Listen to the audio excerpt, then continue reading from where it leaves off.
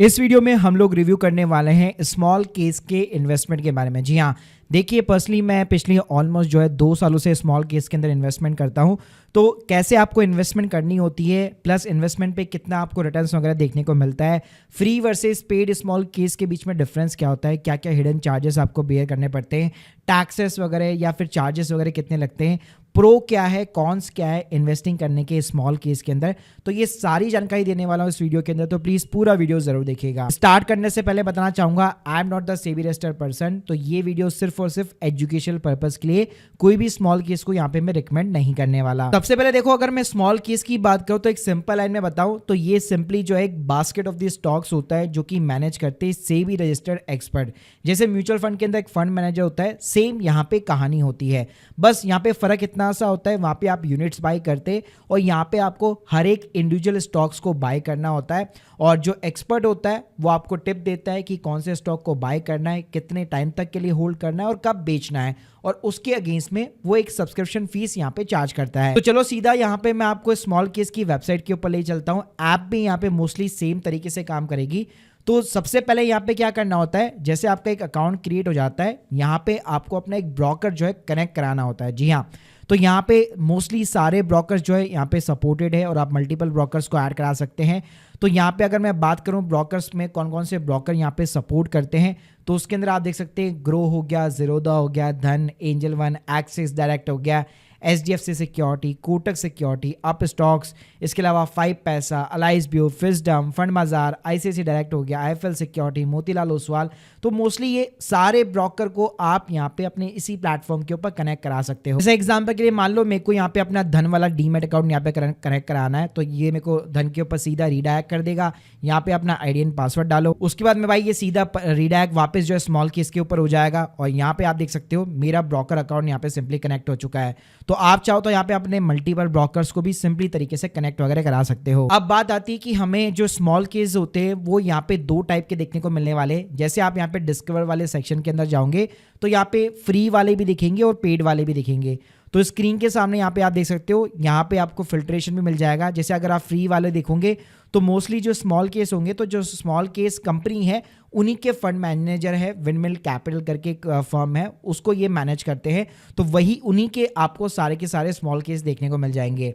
जैसे एक एग्जांपल दे देता हूँ, जैसे मान लो आपने टॉप 100 स्टॉक्स वाला स्मॉल केस ले लिया। अब इसके अंदर अगर आप फंड मैनेजर देखोगे तो विंडमिल कैपिटल है। इसके बाद में यहाँ पे ETF और वेटेज के अंदर अगर आप देखोगे तो यहाँ पे आपको इन्फॉर्मेशन देखने को मिल जाएगी कि इस स्मॉल केस के अंदर 2 ETF को ऐड किया गया है। निफ्टी 50 का ETF है 80% और निफ्टी नेक्स्ट 50 का ETF है 20% का।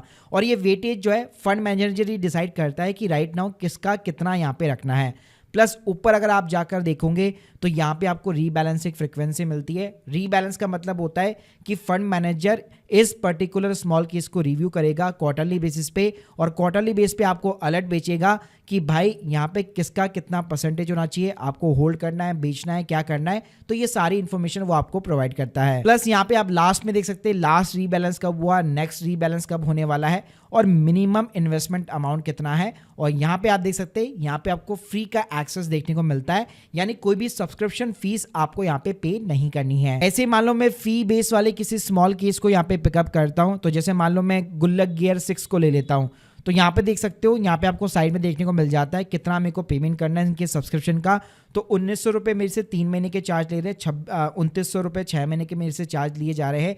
मिनिमम इन्वेस्टमेंट जो है 24,000 का है। अब आपने अगर सब्सक्रिप्शन ले रखा है तो नीचे आपको स्टॉक्स दिखाएगा, वरना आपको स्टॉक्स वगैरह कुछ नहीं दिखाएगा, आपको यहाँ पे सब्सक्राइब करना पड़ेगा। बस आपको ये पता लग जाता है कि ये जो स्मॉल केस है वो किस थीम के ऊपर यहाँ पे बना हुआ है, किन के लिए बना हुआ है, प्लस कितना इसके अंदर लार्ज कैप है, कितना मिड कैप है, कितना स्मॉल कैप है, रीबैलेंसिंग की फ्रीक्वेंसी क्या है, लास्ट कब रीबैलेंस हुआ, ये चीजें आपको देखने को मिल जाएगी। प्लस यहाँ पे अगर आप रिटर्न देखना चाहते हो, उसके इंडेक्स से कंपेयर करना चाहते हो, जैसे आप देख सकते हो 1 साल के अंदर अगर मल्टी कैप का जो इंडेक्स है उसने 34% का रिटर्न बना के दिया है, तो इसने 44% का रिटर्न बना के दिया है। तो इस तरह से जो भी पेड स्मॉल केस है आप उसको रिटर्न्स के बेस पे, मल्टी कैप के बेस पे, वॉलिडिटी है कि नहीं है, किसके लिए, एग्रेसिव इन्वेस्टर के लिए बना हुआ है, तो ये सारी चीजें पढ़ करके आप यहाँ पे स्मॉल केस को सेलेक्ट कर सकते हो। अब लोगों को यहाँ पे डाउट ये आता है कि अगर यहाँ पे मैं सिंपली इसके थ्रू यहाँ पे इन्वेस्ट करता हूँ तो ये मेरे को जो ETF बाय करा रहा है या जो स्टॉक्स बाय करा रहे हैं ये क्या मेरे को अपने पोर्टफोलियो के अंदर दिखने वाले हैं, यानी आपका जहां पे डीमेट अकाउंट है वहां पे दिखेंगे। जी हाँ भाई, डेफिनेटली ये सारे स्टॉक्स जो है यहाँ पे आपको दिखने वाले हैं अपने पोर्टफोलियो के अंदर, जो भी आपका डीमेट अकाउंट है। यानी स्मॉल केस जो है एक मीडियम की तरह काम करता है, ये सिर्फ आपको रिकमेंडेशन देता है, बाकी स्टॉक्स वगैरह जो भी आप बाय करते हो वो प्रॉपर आपके डीमेट अकाउंट के अंदर ही क्रेडिट होते हैं। तो कल को मान लो अगर ये स्मॉल केस जैसी ऐप यहाँ पे बंद भी हो जाती है तो स्टिल स्टॉक का कंट्रोल सब कुछ आपके पास में यहाँ पे रहता है। उसके साथ में जो स्मॉल केस का भी जो डैशबोर्ड होगा ना, वहां पे भी आपको प्रॉपर यहाँ पे दिखाई देगा कि आपने कौन कौन से स्मॉल केस के अंदर यहाँ पे इन्वेस्टमेंट कर रखा है, कितना उसका यहाँ पे रिटर्न बन चुका है। जैसे मान लो मैं एग्जांपल देना चाहूँ, ये गुल्लक गियर 6 ही आपको दिखा देता हूँ। जैसे आप देख सकते हो मैंने यहाँ पे 12 नवंबर 2023 को इन्वेस्ट किया था, तो कितना अमाउंट मैंने कितना पैसा यहाँ पे पुट किया था, उसके अगेंस्ट मेरे को कितना रिटर्न मिल चुका है, कितना मेरे को डिविडेंड मिल चुका है, करंट रिटर्न्स वगैरह क्या है, तो ये सब कुछ मेरे को यहाँ पे चीजें दिखाने वाला है। इसके साथ में मैंने बताया कि जब भी यहाँ पे रीबैलेंस आता है तो यहाँ पे फंड मैनेजर आपको अलर्ट भेजता है, फिर आपके ऊपर डिपेंड करता है कि उसके ऊपर आप एक्शन लीजिए। जैसे आप यहाँ पे देख सकते हो तेजी मंडी का मेरे पास में एक रीबैलेंस अपडेट पड़ा हुआ है। तो भाई इस रीबैलेंस अपडेट के अंदर क्या होगा, कुछ स्टॉक को मेरे को बाय करना होगा, कुछ स्टॉक को मेरे को यहाँ पे सेल करना होगा, और ये पर्टिकुलरली आपके ऊपर रहता है कि आप उसके ऊपर एक्शन लेते हो कि नहीं लेते। मतलब प्रॉपर आपको सारे स्टॉक्स की लिस्ट वगैरह दिखाई जाएगी। जैसे अगर मैं अभी सी अपडेट बटन पे क्लिक करूंगा, मार्केट शायद क्लोज है तो मेरे को नहीं दिखाएगा। जैसे देख सकते हो आप मार्केट अभी क्लोज्ड है तो इसलिए मेरे को नहीं दिखा रहा। बाकी मेरे को यहाँ पे स्टॉक की प्रॉपर लिस्ट दिखाता और कितने आप स्टॉक्स बाय करने वाले हैं, कितने सेल करने वाले हैं, जो फंड मैनेजर ने अलर्ट भेजा है उसके अकॉर्डिंग वो सारी चीजें दिखाता। फिर आपके ऊपर डिपेंड करता है कि आपको आगे इन्वेस्टमेंट आगे करनी कि नहीं करनी, किसी पर्टिकुलर स्टॉक को बेचना है कि नहीं बेचना। तो मतलब फंड मैनेजर अपनी तरफ से सिंपली आपको टिप्स प्रोवाइड करता है। अब बात करते हैं भाई ये स्मॉल केस के अंदर इन्वेस्ट करने वगैरह की क्या कोई एक्स्ट्रा चार्जेस भी लगते हैं क्या? तो जी हाँ बिल्कुल भाई, एक्स्ट्रा चार्जेस भी लगते हैं। तो इसमें ना दो टाइप के आपके चार्जेस होते हैं। एक तो आपका सब्सक्रिप्शन चार्जेस होता है, जो उन्होंने बताया केवल जो पेड वाले स्मॉल केस होते हैं उसके अंदर पर्टिकुलर लिखा होता है कि भाई 3 महीने का सब्सक्रिप्शन इतने का है, 1 साल का इतने का है, तो वो आपको पे करने रहते हैं। तो वो तो हो गया पर्टिकुलर सब्सक्रिप्शन के चार्जेस। लेकिन इसके अलावा एक ट्रांजेक्शन चार्जेस भी होते हैं जो आपको बियर करने पड़ते हैं, जो कि डिपेंड करता है ब्रोकर टू ब्रोकर। तो यहाँ पे देखो सारे ब्रोकर के ना चार्जेस वगैरह दिए हुए हैं। मैं अगर आपको मोटा मोटा बात करूं तो अभी राइट नाउ धन वगैरह देखो कोई भी फीस वगैरह चार्ज नहीं करता, एब्सोल्युटली फ्री है बेसिकली यहाँ पे। तो मैं आपको रिकमेंड करूंगा अगर आपका demat account specially small case के लिए अगर आपको चाहिए तो धन के थ्रू आप जा सकते हो, मैं लिंक दे दूंगा डिस्क्रिप्शन बॉक्स में। इसके अलावा अगर आप मैं जैसे कि पॉपुलर जैसे ग्रो की यहाँ पे बात करूं तो ग्रो यहाँ पे बेसिकली आपका 100 रुपीज़ बेसिकली चार्ज करता है स्मॉल केस के अंदर, चाहे आप फ्री के स्मॉल केस में एंट्री लगाओ या फिर पेड वाले स्मॉल केस के अंदर एंट्री लगाओ। तो एग्जांपल दो, जैसे मान लो आपने 1 लाख रुपए इन्वेस्ट किए, ठीक है, तो जो भी आप स्मॉल केस के अंदर एंट्री लगाओगे ना 100 रुपए प्लस जीएसटी यहाँ पे बेसिकली आपका चार्ज होगा, जो कि आपका जो बैलेंस होगा ना वॉलेट का जो बैलेंस होगा आपका डीमैट अकाउंट का, उसी से वहां पे जो है डिडक्ट हो जाता है। लेकिन यहाँ पे इन्होंने कैपिंग लिमिट लगा रखी होती है कि ऐसा नहीं है कि यहाँ पे मैक्सिमम जो है 1.5% ही चार्ज होगा। तो मतलब अगर आप 1000 रुपए यहाँ पे इन्वेस्ट कर रहे हो तो ऐसा नहीं कि 100 रुपए देना पड़ेगा, सिर्फ 15 रुपए आपको यहाँ पे जो है कॉस्ट बियर करनी पड़ेगी। ऐसे ही मान लो अगर मैं जीरोधा की बात करूँ तो उसका भी भाई मोस्टली सेम चार्जेस है, लेकिन आप कह सकते हो मोस्ट ऑफ दी सभी ब्रोकर्स के यही चार्जेस है। वो लोग 100 रुपीज यहाँ पे पर स्मॉल केस में एंट्री लगाने के लिए लेते हैं जब भी आप इनिशिएट यहाँ पे करते हो, और इसमें 1.5% की कैपिंग लिमिट होती है तो उसके अकॉर्डिंग ये चार्ज करते हैं। फिर अगर आप एसआईपी वगैरह करते हो तो 10 रुपए के समथिंग ये लोग चार्ज करते हैं। ये तो बात हो गई भाई स्मॉल केस के चार्जेस की, लेकिन इसके साथ में ध्यान रखना आपका जो ब्रोकरेज होता है, आपका जीएसटी होता है, एसटीटी जो चार्जेस होता है वो तो भाई एप्लीकेबल होगा ही होगा।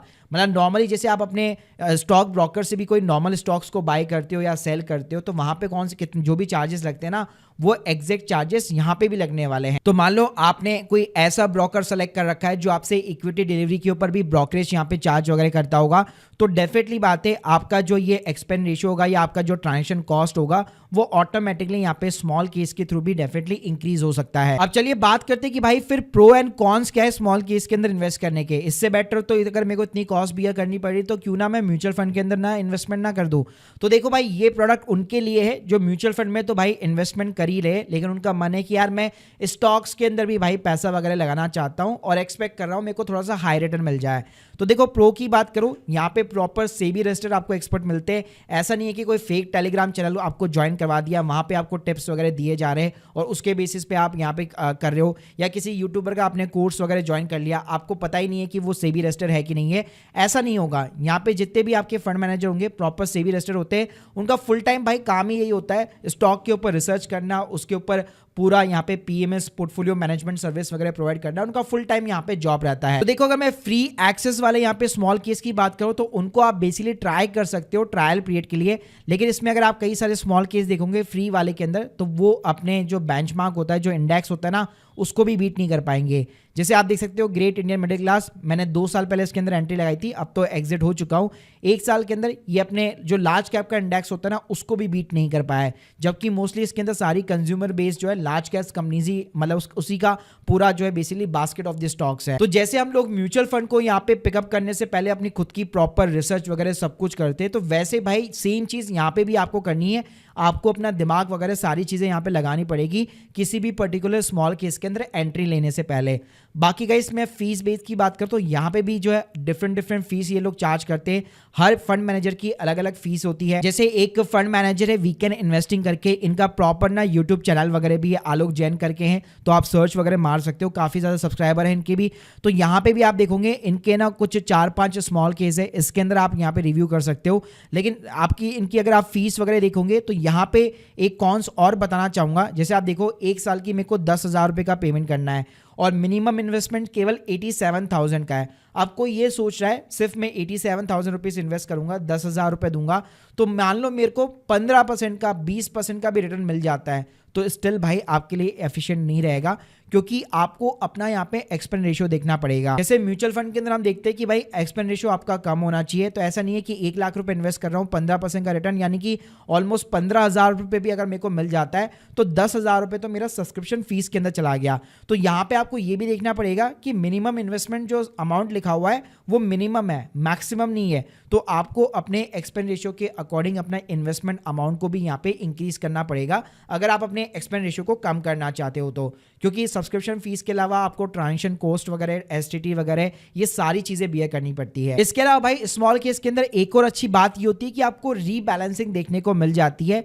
यानी फंड मैनेजर आपको बकायदा जो है आपको पहले से बता देता है कि हाँ भाई मंथली बेसिस पे, यानी हर 1 तारीख को हम आपको अपडेट देंगे कि कौन से स्टॉक को आपको होल्ड करना है, कौन से स्टॉक को आपको बेचना है। तो ये बहुत ही बढ़िया बात है, आपको खुद का दिमाग लगाने की जरूरत नहीं रहती है। फंड मैनेजर जो कहता है उसी के अकॉर्डिंग आपको चलना होता है। कॉन्स में जैसे मैं आपको ऑलरेडी बता चुका हूं, हायर एक्सपेंस रेशियो यहाँ पे आपको बियर करना पड़ सकता है स्टार्टिंग के अंदर, तो आपको अपना इन्वेस्टमेंट अमाउंट यहाँ पे देखना पड़ेगा।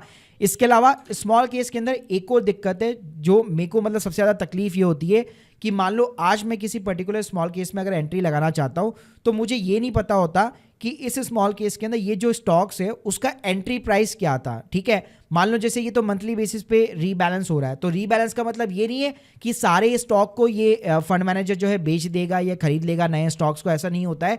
इसके अंदर कुछ स्टॉक्स पहले से भी पड़े रहते हैं। अब वो जो पहले से एग्जिस्टिंग वाले स्टॉक्स है उसका एंट्री प्राइस क्या था इस पर्टिकुलर स्मॉल केस के अंदर, वो मेरे को यहाँ पे पता नहीं लग पाता है। तो ये थोड़ा यार इस स्मॉल केस का ना कौन सा है। इसके अलावा भाई यहाँ पे टैक्सेशन का भी जो है आपका बेसिकली थोड़ा सा रहता है कि आप क्या फ्रिक्वेंटली बाय एंड सेल करते हैं। जैसे अगर मान लो आपने कोई स्मॉल केस ऐसा ले लिया जो कि वीकेंड बेस पे यहाँ पे जो है रीबैलेंसिंग होता हो या मंथली बेसिस पे होता हो, तो बार बार आप किसी पर्टिकुलर स्टॉक को बाय कर रहे हो, बेच रहे हो, ठीक है, तो अगर आप बेच रहे हो तो आपका वहाँ पे short term capital gain book हो जाता है और टैक्स रेट भाई अभी 15 से 20% हो चुका है, तो वो भी आपको यहाँ पे बियर करना पड़ेगा। तो टैक्सेशन का भी यहाँ पे इंप्लीमेंट होता है कि ऐसा नहीं है कि एक बार स्टॉक को खरीद लिया तो मैं अब 2 साल बाद 3 साल बाद में बेचने वाला हूँ, long term capital gain book करूंगा उसके ऊपर। तो यहाँ पे ये चीजें भी थोड़ी सी यहाँ पे टैक्सेशन वगैरह भी जो है इंपैक्ट करता है। बाकी गाइस अगर आप लोग चाहते हो कि मैं स्मॉल केस के ऊपर और वीडियोस बनाऊं कि कैसे बेस्ट स्मॉल केस यहाँ पे आपको सेलेक्ट करना है, क्या क्या चीजें आपको देखनी है, तो प्लीज मुझे कमेंट बॉक्स के अंदर जरूर बताइएगा, मैं एक सेपरेट वीडियोस के ऊपर बना दूंगा। बाकी अगर आप लोगों के कोई भी डाउट्स है और ऑलरेडी अगर कोई भी स्मॉल केस के एग्जिस्टिंग यूजर्स है, आप लोगों का क्या एक्सपीरियंस रहा है अभी तक, तो प्लीज मुझे कमेंट बॉक्स में जरूर बताइए। Thank you guys, thank you very much.